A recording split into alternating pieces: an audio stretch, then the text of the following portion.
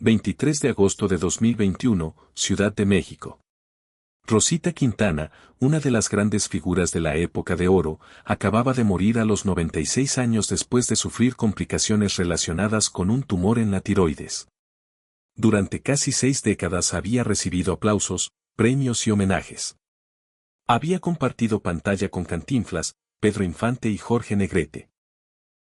Pero en aquella habitación faltaba la persona por quien, según testimonios de su entorno, ella había sacrificado su dinero, su tranquilidad y una parte de su propia vejez. Su hijo Sergio Nicolás vivía en Cancún. La llamada para comunicarle la muerte salió desde la Ciudad de México. Sin embargo, las versiones publicadas sostienen que su regreso habría quedado condicionado al pago del boleto de avión, el hotel y otros gastos. También habría preguntado por la pensión de su madre. Eran cerca de 13,500 pesos mensuales, una cantidad que ni siquiera alcanzaba para cubrir los más de 25,000 pesos que, según personas cercanas, costaban sus cuidados. Piensa en la contradicción, la mujer conocida como la Dama de América, la estrella que había trabajado durante décadas y que alguna vez pareció intocable, terminó dependiendo de amigos, cuidadores y personas que no compartían su sangre. Mientras tanto, el hijo al que presuntamente había protegido de toda carencia no estaba junto a ella. Hoy vas a descubrir 4 cosas. Primero, ¿qué ocurrió después de la muerte de Sergio Kogan y por qué aquella pérdida cambió para siempre la manera en que Rosita amó a su hijo? Segundo, cómo la protección se convirtió lentamente en dinero, dependencia y silencio. Tercero, ¿qué sucedió alrededor de 2015, cuando aparecieron versiones sobre una casa, un posible asilo y una medida legal destinada a mantener a Sergio lejos de su madre? Y cuarto, ¿quién permaneció realmente junto a Rosita cuando su salud comenzó a apagarse? ¿Y por qué una nieta terminó ocupando el lugar que su propio padre había dejado vacío? Esta no es solamente la historia de una actriz abandonada, es la historia de una madre que creyó que darlo todo podía garantizar amor y gratitud. Pero antes de entender cómo aquel sacrificio terminó convertido en una tragedia familiar, hay que regresar al principio, cuando Rosita Quintana todavía pensaba que el éxito podía proteger a sus hijos de cualquier dolor. Todo comenzó lejos de México, en una ciudad que todavía respiraba tango en cada esquina, Buenos Aires. 16 de julio de 1925. En el barrio de Saavedra, entre calles de barrio, patios familiares y radios que dejaban escapar música por las ventanas, nació una niña llamada Trinidad Rosa Quintana Muñoz. Nadie podía imaginar que aquella niña argentina terminaría convertida en una de las mujeres más deseadas, admiradas y recordadas del cine mexicano. Pero la música ya estaba ahí antes de la fama.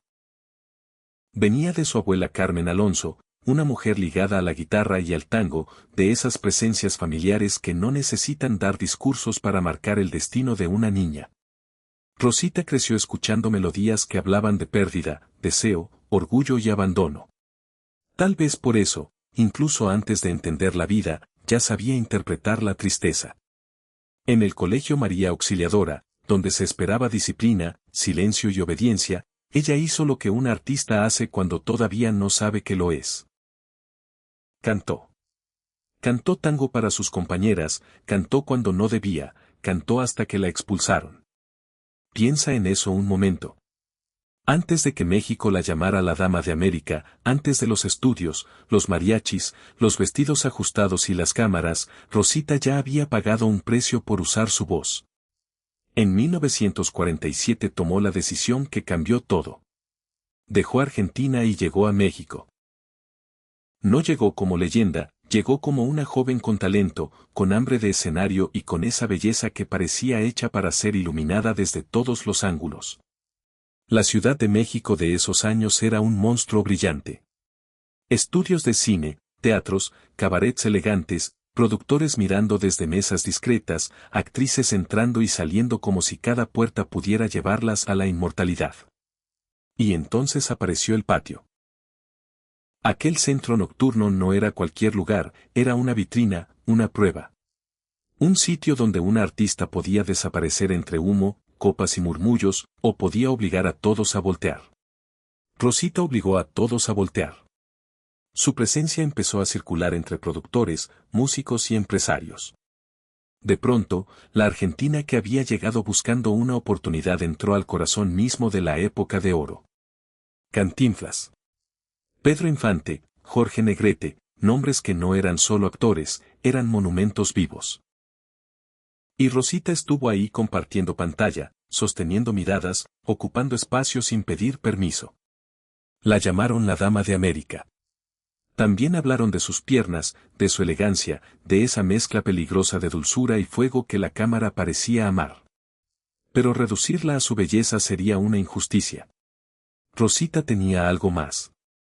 Tenía carácter, tenía oficio, tenía una presencia que no se podía fabricar. En 1951, Luis Buñuel la dirigió en Susana. No cualquier director, Buñuel. El hombre que sabía mirar debajo de la piel de sus personajes, que encontraba deseo donde otros veían decencia. Amenaza donde otros veían belleza. Y Rosita entendió el juego. Susana no era solo una película, era la prueba de que aquella mujer podía ser mucho más que un rostro hermoso. Podía inquietar, podía dominar una escena, podía dejar al público incómodo y fascinado al mismo tiempo. Mientras el cine la elevaba, la música también la reclamaba. R.C.A. Víctor, Musar, Mariachi Vargas de Tecalitlán. Su voz cruzó estudios, discos, escenarios. En 1955 ganó el premio Wurlitzer como cantante ranchera. Una argentina premiada por cantar como si México le hubiera nacido en la garganta. Eso no lo logra cualquiera. Pero detrás de esa mujer que parecía tenerlo todo había otra historia formándose en silencio. Rosita se casó con Sergio Cogán, un hombre ligado al poder de la industria, vinculado a grandes estudios como Paramount y Columbia Pictures en América Latina. Parecía la unión perfecta, ella, la estrella, él, el hombre que entendía los pasillos donde se decidían carreras. Tuvieron un hijo, Sergio Nicolás, y después llegó Paloma Guadalupe, la hija adoptiva. Desde afuera parecía una familia protegida por el éxito, hasta que llegó el golpe. En los años 60, durante un viaje a Iztapán de la Sal, el coche en el que iban Rosita y su esposo perdió el control y cayó por un barranco. Ella sobrevivió con el cuerpo destrozado, mandíbula, brazo, pierna. 21 días en coma. Pero lo peor no fue el dolor físico, lo peor fue despertar a una vida donde Sergio Cogán ya no estaría para sostenerla. La estrella volvió a respirar, pero la mujer quedó rota. Y en ese vacío nació la promesa que lo cambiaría todo. Rosita decidió que su hijo no volvería a sentir pérdida, carencia ni abandono. Lo cubriría todo, lo pagaría todo. Lo protegería de todo. Y ahí, justo ahí, el amor empezó a confundirse con una deuda imposible de saldar. Y aquí aparece el secreto que nadie ve cuando mira una fotografía antigua de Rosita Quintana sonriendo junto a sus hijos. No era una amante escondida, no era una cuenta bancaria oculta, no era una carta prohibida guardada en un cajón. Era algo mucho más silencioso, mucho más peligroso. El secreto era la forma en que una madre herida convirtió el amor en una promesa sin límites. Después de la muerte de Sergio Cogán, Rosita quedó atrapada en una idea que al principio parecía noble, casi santa. Su hijo no volvería a sentir vacío, no pasaría hambre emocional, no conocería la carencia, no tendría que mirar una silla vacía y preguntarse por qué su padre ya no estaba. Ella iba a cubrirlo todo.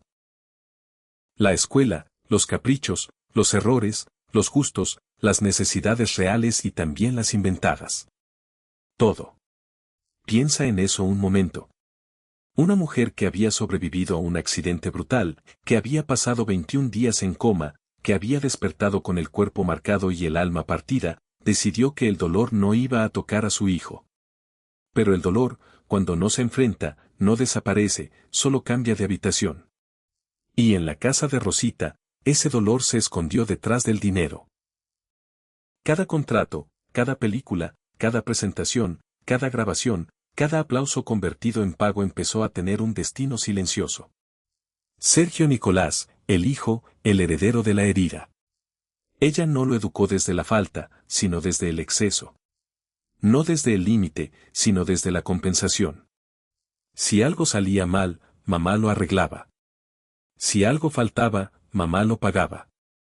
Si había una consecuencia, mamá la borraba antes de que doliera. Y eso parece amor, pero no siempre lo es, porque el amor sin límites puede volverse una cárcel. Una cárcel dorada, sí, con comodidades, con privilegios, con el apellido de una estrella iluminando la puerta, pero cárcel al fin. Rosita creyó que estaba protegiendo a su hijo del mundo. En realidad, según el análisis de su propia historia familiar, lo estaba protegiendo de algo que todo ser humano necesita para crecer, la responsabilidad. Mientras el público veía a la Dama de América, la actriz elegante que podía compartir pantalla con los grandes y salir intacta, en su vida privada se estaba construyendo otra versión de ella. Una mujer que no sabía decir no, una madre que confundía el rechazo con el abandono. Una viuda que cada vez que entregaba dinero sentía, quizá por unos minutos, que todavía podía mantener unida a la familia que el accidente le había arrebatado. Ese fue el veneno. No entró de golpe, no hizo ruido, no apareció en una portada de revista. Entró en pagos pequeños, en permisos concedidos, en silencios incómodos, en conversaciones que se evitaban para no romper la ilusión de normalidad. Entró cada vez que Rosita eligió no hablar de dinero, cada vez que fingió que todo seguía bien. Cada vez que prefirió apretarse ella el cinturón antes de incomodar a su hijo con una verdad demasiado simple: la fortuna no era eterna, porque la época de oro también envejeció. Los estudios cambiaron, los papeles disminuyeron, la televisión comenzó a buscar otros rostros, otras edades, otras figuras. Rosita, que alguna vez había sido deseo, presencia y poder, tuvo que adaptarse a papeles distintos, incluso a personajes más duros, más oscuros, como aquellos que llegaron en los años 90. La gloria seguía existiendo en la memoria del público, pero las cuentas no se pagaban con memoria.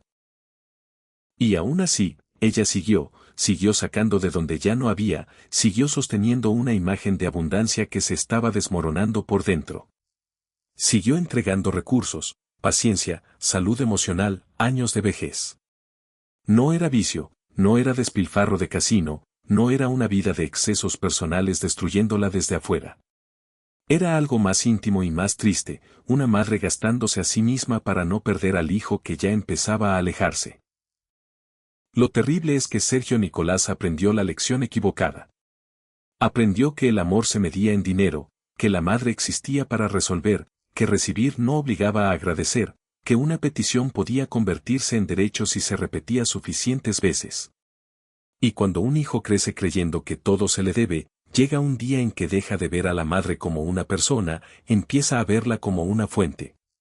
Ahí terminó la promesa y empezó la deuda. Y esa deuda, con los años, iba a cobrarle a Rosita el precio más cruel.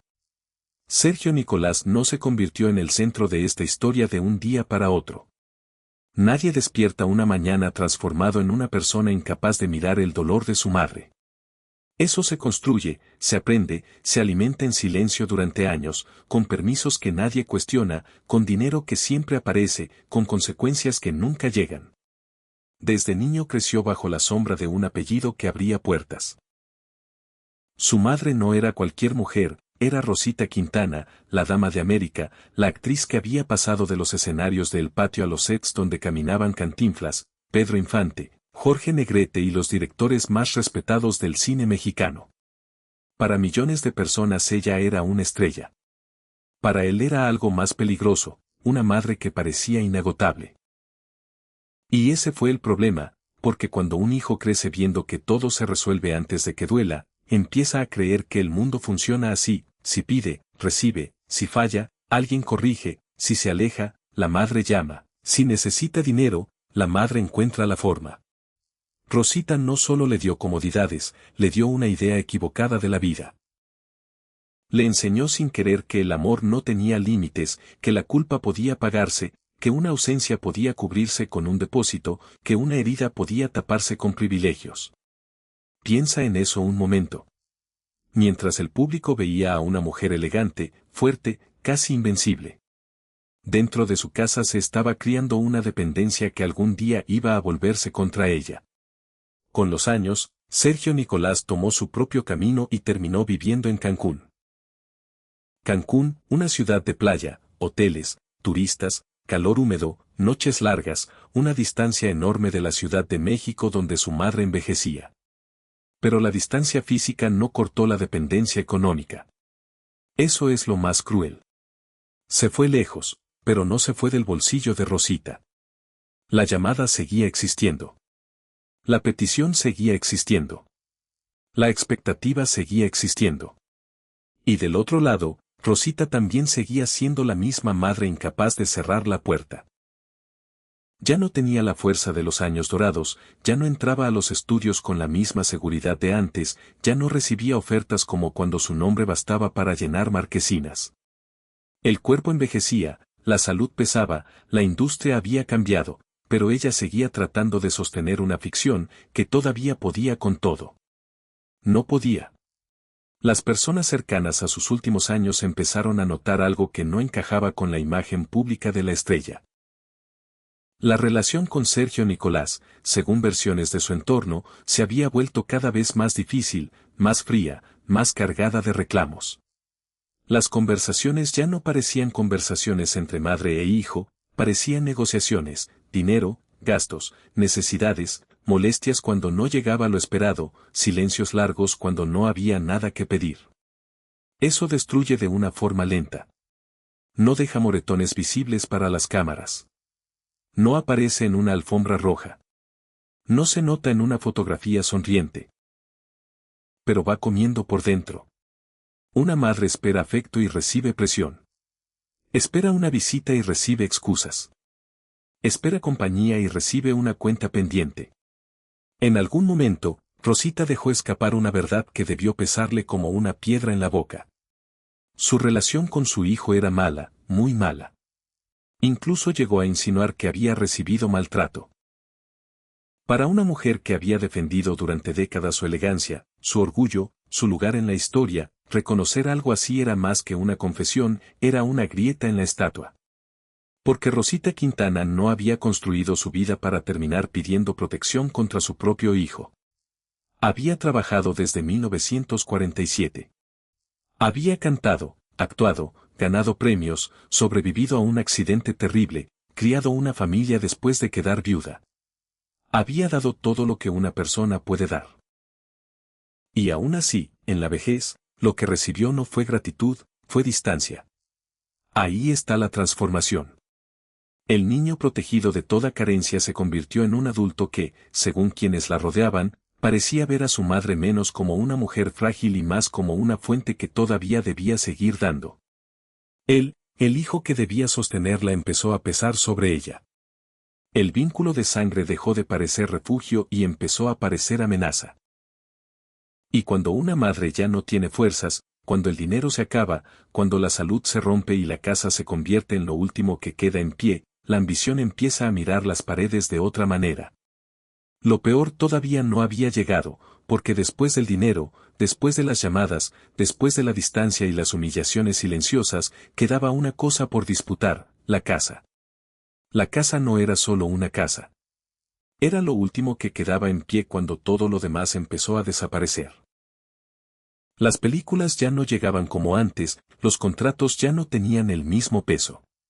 Los aplausos seguían vivos en la memoria de México, sí, pero la memoria no paga enfermeras, no compra medicinas, no sostiene una vejez larga cuando el cuerpo empieza a fallar. Rosita Quintana, la mujer que alguna vez pareció tenerlo todo, terminó enfrentando una verdad que casi nadie quiere mirar de frente. La fama envejece, el dinero se acaba y los hijos no siempre regresan cuando la madre empieza a necesitar ayuda. Según el entorno que la acompañó en sus últimos años, su ingreso fijo rondaba apenas los 13,500 pesos mensuales. 13,500, piensa en ese número. No estamos hablando de una mujer desconocida, ni de alguien que pasó por la vida sin dejar huella. Estamos hablando de una actriz que trabajó casi 6 décadas, que compartió pantalla con leyendas, que fue llamada la Dama de América, que cantó, filmó, viajó, sostuvo una carrera que parecía imposible de derrumbar. Y aún así, al final, esos 13,500 pesos no alcanzaban. Los cuidados médicos, las atenciones básicas, La asistencia que necesitaba una mujer de edad avanzada superaban, según esas mismas versiones, los 25,000 pesos al mes, más del doble. Cada mes empezaba con una deuda antes de que Rosita pudiera siquiera respirar tranquila. Faltaban al menos 11,500 pesos, a veces más. Y ahí, en esa diferencia fría entre lo que entraba y lo que salía, se puede medir una tragedia entera, porque Sergio Nicolás no estaba cubriendo ese vacío. El hijo por quien ella había dado tanto, el hombre que durante años había sido protegido de la carencia, no apareció como sostén, no apareció como solución, no apareció como el brazo que una madre anciana necesitaba para cruzar sus últimos años. Quienes terminaron ayudándola fueron amigos, personas del medio artístico, cuidadores, gente sin su sangre. Entre ellos, Jorge Lozano. Un productor y escritor que, según los relatos cercanos, se volvió una especie de muro humano entre Rosita y el deterioro que la rodeaba. Eso es lo que duele. A veces la familia no es quien hereda el apellido. A veces la familia es quien paga la medicina cuando ya no hay dinero. Quien contesta el teléfono. Quien no se va. Quien mira a una mujer cansada y todavía ve a una persona. No una propiedad. Y entonces llegó 2015. Ese año aparece como una grieta oscura en la historia. Según las versiones recogidas por el entorno de Rosita, cuando su salud y su capacidad para defenderse empezaron a debilitarse, surgió una intención que heló la sangre de quienes la querían de verdad, llevarla a un asilo y tomar control de la casa. Esa casa. El último refugio, el último pedazo de seguridad, el lugar donde Rosita aún podía sentir que algo le pertenecía después de haber entregado tanto.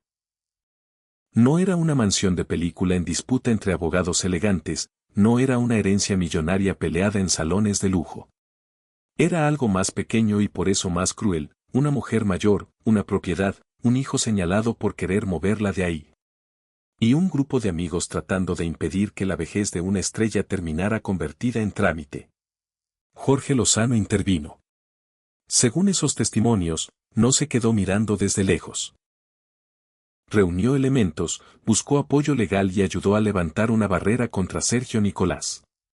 Una orden de Imagínalo, una mujer que cruzó escenarios, estudios, alfombras, premios y décadas de historia necesitando que la ley la protegiera de su propio hijo. No hay caída más amarga que esa. Rosita había pasado la vida creyendo que darlo todo era una forma de salvar a Sergio, pero cuando la casa entró en la conversación quedó claro que el dinero ya no era solo ayuda, era poder, era control. Era la prueba final de que una relación construida sin límites podía terminar convertida en una amenaza. La orden podía mantenerlo lejos de la puerta, podía proteger las paredes, podía detener una visita, pero había algo que ninguna ley podía obligar, que un hijo amara a su madre cuando ella ya no tenía nada más que darle. Julio de 2021, Ciudad de México. Rosita Quintana ya no era la mujer que entraba a un set y obligaba a todos a mirarla. Ya no era la figura luminosa de Susana, ni la voz que había grabado con mariachi, ni la presencia elegante que durante décadas hizo creer al público que algunas estrellas nunca se apagan. Tenía 96 años y su cuerpo, después de tanto resistir, empezó a pedir cuentas. Los médicos encontraron un tumor en la tiroides. La noticia por sí sola ya era suficiente para estremecer a cualquiera, pero en una mujer de esa edad, cada procedimiento era una apuesta delicada. Cada sala de hospital se volvía un lugar de espera. Cada puerta cerrada podía esconder una esperanza o una despedida. La operación, según se informó, salió bien al principio. Eso fue lo más cruel, porque por un momento todavía pareció posible que Rosita regresara a casa, que pudiera seguir mirando sus recuerdos, que la tragedia se detuviera antes de llegar al punto sin retorno. Pero el cuerpo de una mujer de 96 años no siempre obedece a los informes optimistas. Las complicaciones llegaron después, lentas, implacables. Como si la vida hubiera decidido cobrarle de una sola vez todo lo que ella había soportado en silencio. Y mientras Rosita luchaba en una cama de hospital, la pregunta que flotaba en el aire era imposible de ignorar: ¿dónde estaba Sergio Nicolás? El hijo por quien ella había trabajado, cedido, perdonado y sostenido durante décadas, no estaba junto a la cama, no estaba en el pasillo preguntando por los médicos, no estaba sosteniendo la mano de su madre. Según las versiones del entorno, la distancia que durante años había sido emocional ahora se volvió física, brutal, visible. Rosita agonizaba en la Ciudad de México. Su hijo seguía en Cancún. El 23 de agosto de 2021, la historia se cerró. La Dama de América murió. Una frase pequeña para una vida enorme. Murió la niña de Saavedra que había cantado tango cuando no debía. Murió la argentina que llegó a México en 1947 y se convirtió en una estrella. Murió la actriz que trabajó con Cantinflas, Pedro Infante, Jorge Negrete y Buñuel. Murió la mujer que sobrevivió a un accidente, a una viudez, a una depresión, a la vejez y a una soledad que nadie aplaude. Y entonces vino la llamada. Pedro, su administrador, tomó el teléfono y marcó hacia Cancún para avisarle a Sergio Nicolás que su madre acababa de morir. Imagina ese momento, no como una escena de película, sino como una habitación real, con cansancio, con papeles, con trámites, con personas tratando de organizar una despedida digna para una mujer que había sido parte de la historia del cine mexicano. Uno esperaría silencio, llanto, una pregunta sencilla: ¿cómo murió mi madre? ¿Sufrió? ¿Estuvo acompañada? ¿Puedo verla? Pero según los testimonios difundidos después, la conversación tomó otro camino. Sergio Nicolás habría dicho que no tenía dinero para viajar, que si querían que se presentara al funeral tendrían que cubrirle el boleto de avión, el hospedaje, la comida, los gastos. Y después, como si la muerte de su madre todavía pudiera convertirse en una operación económica, habría preguntado por la pensión. 13,500 pesos. Ese era el número que regresaba como una condena. 13,500 pesos al mes frente a gastos de cuidado que, según quienes la rodeaban, superaban los 25,000. Pedro tuvo que explicarlo. No había dinero sobrante, no había una fortuna escondida, no había una caja esperando al hijo ausente. Lo que existía era una mujer que había pasado sus últimos años sostenida por amigos, cuidadores y el apoyo de Jorge Lozano. Y cuando quedó claro que ya no había nada que sacar, la ausencia terminó de volverse definitiva. Piensa en eso un momento. Rosita había dado dinero mientras pudo, protección mientras pudo, paciencia mientras pudo. Pero el día que dejó de respirar, su hijo no apareció como hijo.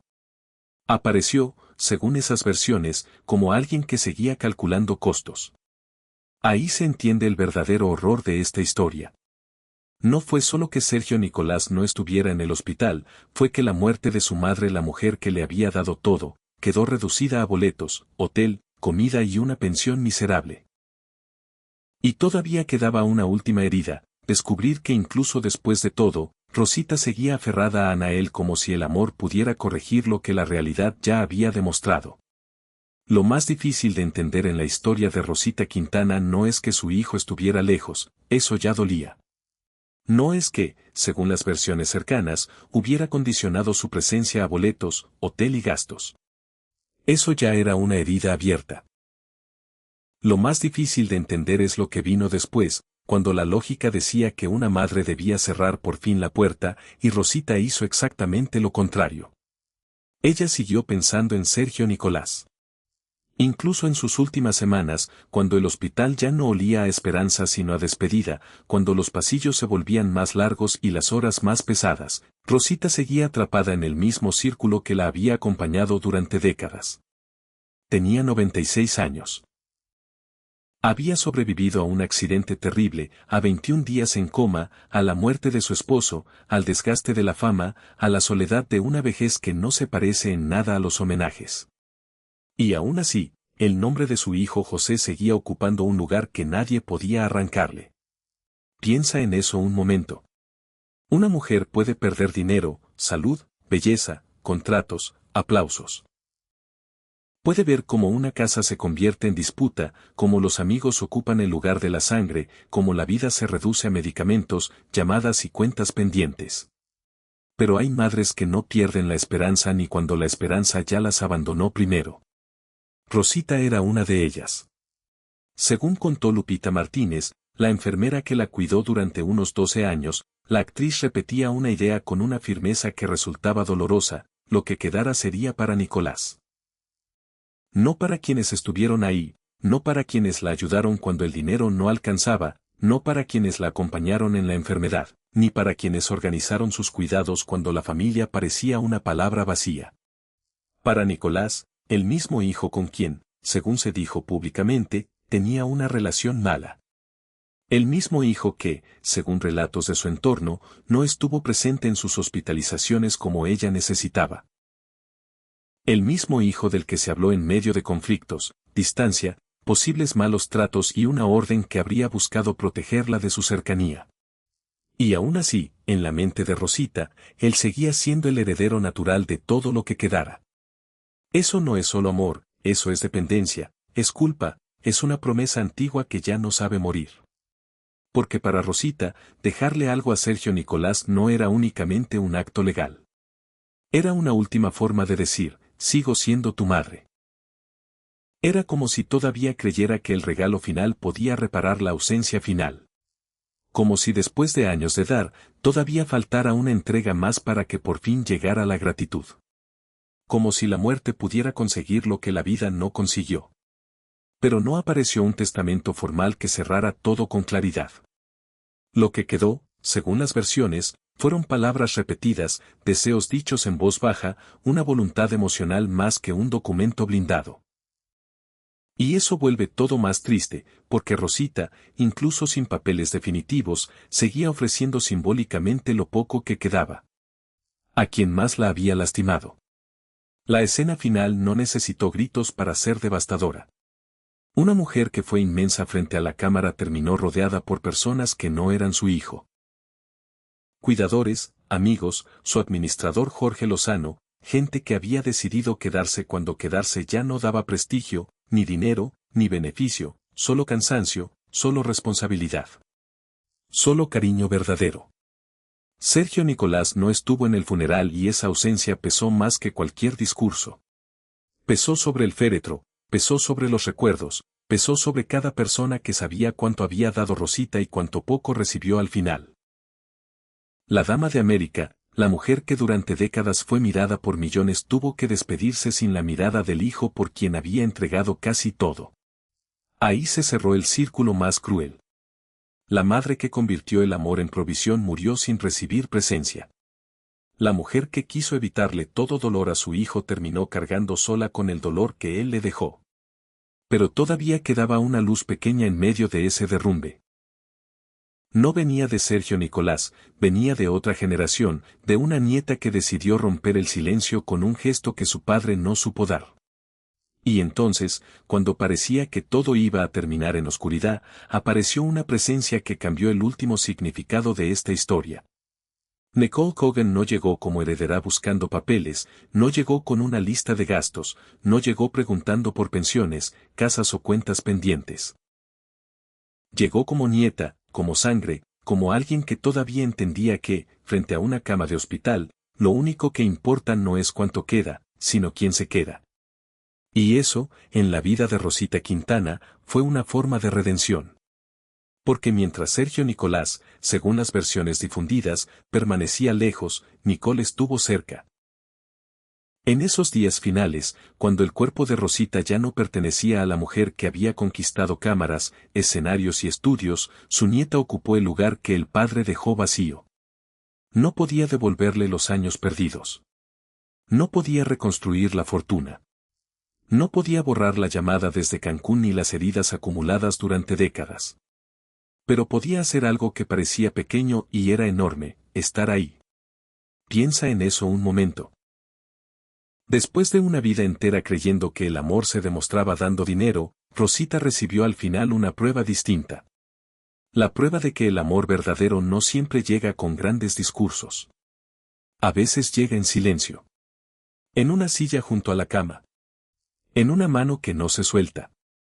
En alguien que no pregunta cuánto cuesta acompañar. Nicole representó la tercera generación. La generación que podía repetir la frialdad o romperla. Y decidió romperla. En una familia marcada por pérdida, dependencia, culpa y abandono, su presencia fue como una grieta de luz entrando en una habitación cerrada demasiado tiempo. Pero quedaba un último deseo.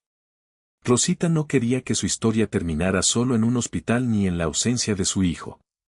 Quería volver de alguna manera al hombre que había perdido décadas atrás. Sergio Cogán, el esposo cuya muerte abrió la herida original, el hombre cuya ausencia la empujó, según esta lectura de su vida, a compensar demasiado, a proteger demasiado, a convertir a su hijo en el centro de una promesa imposible. Nicole reveló que su abuela deseaba que sus cenizas descansaran en la Catedral Metropolitana, en el corazón de la Ciudad de México, junto a Sergio Cogán, y con ayuda de quienes sí estuvieron presentes, ese deseo se cumplió. Después de tantos años de separación, después del accidente, del luto, de la depresión, de los sacrificios y del abandono, Rosita encontró una forma simbólica de regresar al único amor que no convirtió su vejez en una negociación. ¡Qué ironía tan dolorosa! El hijo al que dio todo no estuvo en su despedida, pero el esposo muerto desde hacía décadas terminó siendo el lugar al que ella quiso volver.